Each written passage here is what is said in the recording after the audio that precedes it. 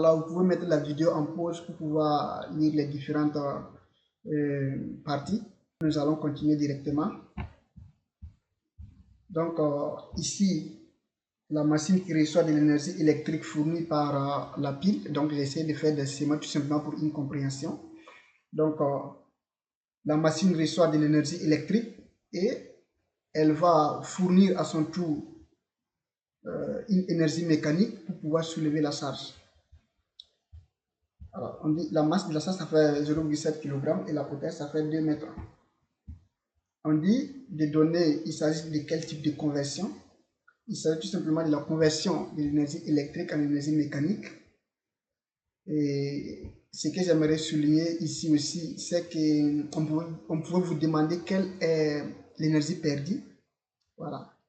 C'est-à-dire l'énergie de dissipation à partir de la transformation de l'énergie électrique ici à l'énergie mécanique. Donc, ça serait tout simplement l'énergie électrique moins l'énergie mécanique. Donc, nous allons passer à la question numéro 2, petit a. On nous dit de décalculer l'énergie mécanique. Alors, la définition de l'énergie mécanique, c'est la somme de l'énergie cinétique et l'énergie potentielle. L'énergie cinétique est due à la vitesse de l'objet et l'énergie potentielle qui est due à la position de l'objet. Alors, pourtant ici, notre énergie cinétique est nulle parce que la vitesse ici est nulle. Donc, ça fait EC plus EP qui est égal à 1 demi plus MV, 1 demi de MV carré plus MGH.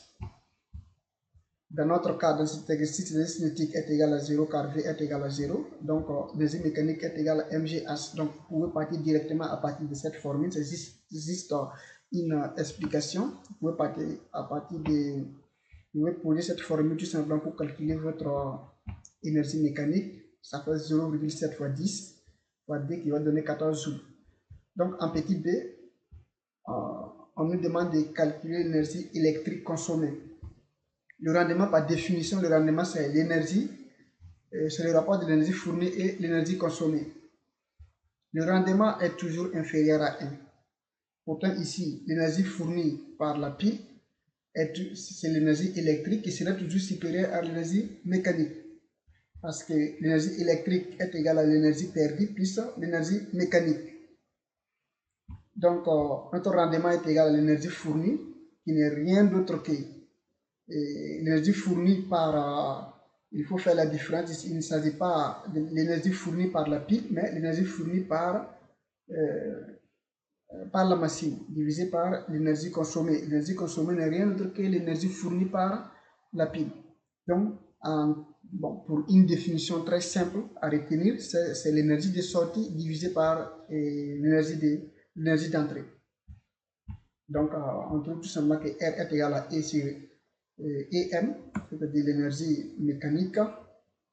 Voilà, l'énergie mécanique divisée par l'énergie électrique. Donc, on tire directement notre énergie électrique qui est égale à EM sur R.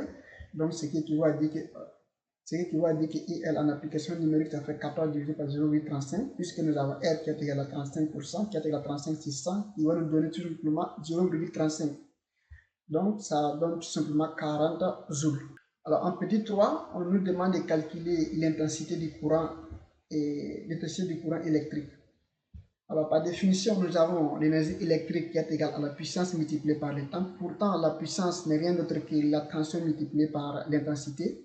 Donc, l'énergie électrique sera tout simplement I fois T. Donc, à partir de cette formule, nous allons tirer notre intensité qui va donner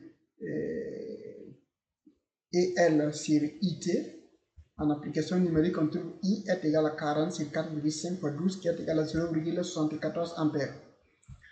Je pense que cet exercice vous a plu. Donc, si vous avez des questions ou bien il y a des incompréhensions, vous pouvez les poser au niveau du commentaire. Voilà. Je vous remercie beaucoup pour votre attention. Et prochainement, nous allons continuer avec la partie chimique. Excusez la puissance. Normalement, il y a quelque chose qui manque ici, c'est en watts. Alors, la puissance est en watts et j'ai fait confusion avec la formule de TP.